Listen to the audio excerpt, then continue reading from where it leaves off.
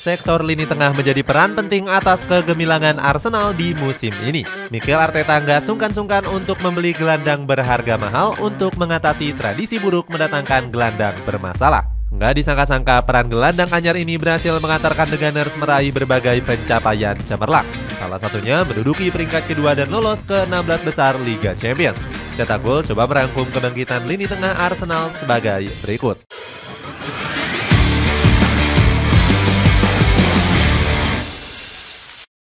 Diperkuat banyak gelandang bermasalah. Arsenal dikenal sebagai klub yang punya segudang gelandang berkualitas setiap tahunnya. Mesut Ozil hingga Matteo Guendouzi pernah bersinar bersama skuad The Gunners. Sayangnya nggak semua gelandang Arsenal bisa terus bermain secara konsisten. Beberapa dari mereka bahkan sempat bermasalah dengan kasus-kasus yang berbeda. Matteo Guendouzi sempat membuat geger warga Emirates Stadium dengan sikap arogannya. Pada laga menghadapi Brighton di tahun 2020, dia kedapatan mencekik leher dari Neil Maupay. Aksi brutalnya itu membuat manajemen merasa geram dan langsung mendepaknya dari skuad. Sebelumnya, dia juga sempat bermasalah saat dipinjamkan ke Hertha Berlin. Gelandang Prancis ini nggak disiplin untuk berlatih pada saat sesi latihan. Paul Dardai selaku pelatih bilang kalau Guendouzi masih dalam masa pubertas sehingga nggak bisa mengontrol emosinya.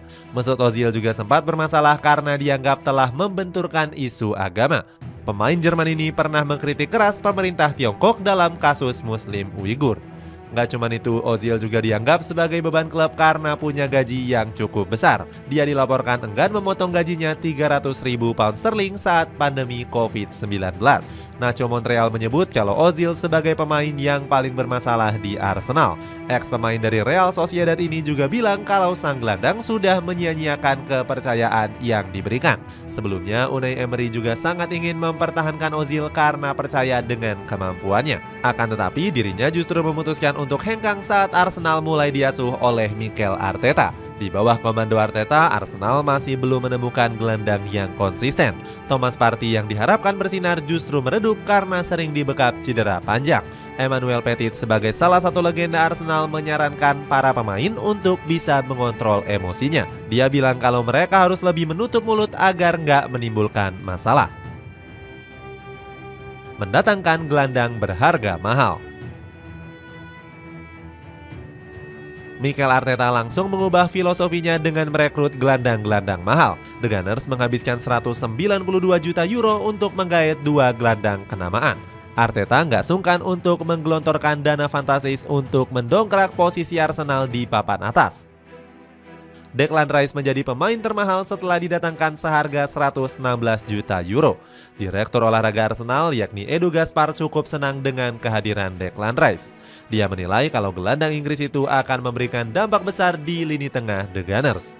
Namun sayangnya manajemen Arsenal justru dikritik oleh Roy Keane karena membeli pemain yang terlalu mahal. Nggak cuma Declan Rice, Kai Havertz juga diboyong dari Chelsea seharga 75 juta euro. Kedatangannya ke Emirates Stadium menuai kecaman dari berbagai pihak. Pasalnya, Kai Havertz punya catatan buruk saat masih berseragam skuad The Blues.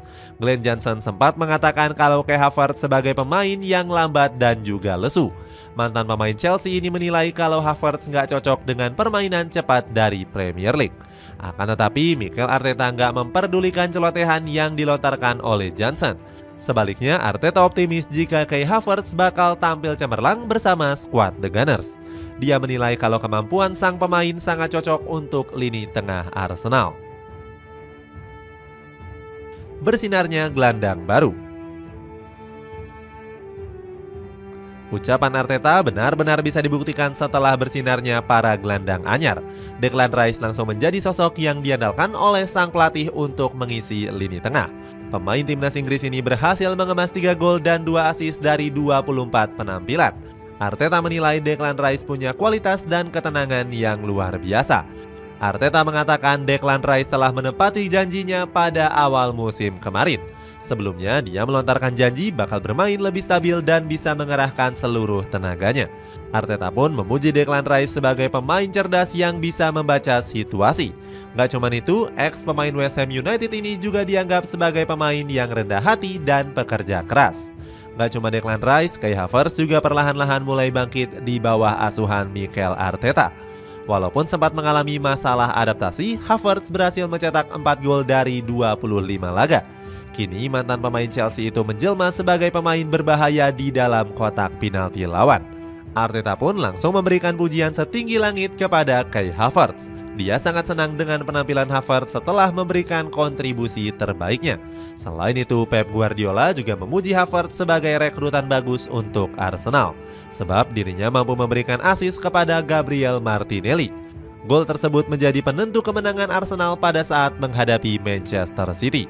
Impresifnya kedua pemain tersebut juga nggak luput dari sorotan legenda Arsenal, Ian Wright. Dia antusias jika kombinasi keduanya akan memberikan hasil terbaik untuk Arsenal. Dengan hadirnya dua gelandang tersebut, kini Arsenal punya banyak opsi di lini tengah mereka. Hal ini juga menjadi keuntungan bagi Arteta untuk menjalani musim ini. Ngerinya Arsenal di musim ini. Bersinarnya gelandang Arsenal berpengaruh besar terhadap performa The Gunners musim ini.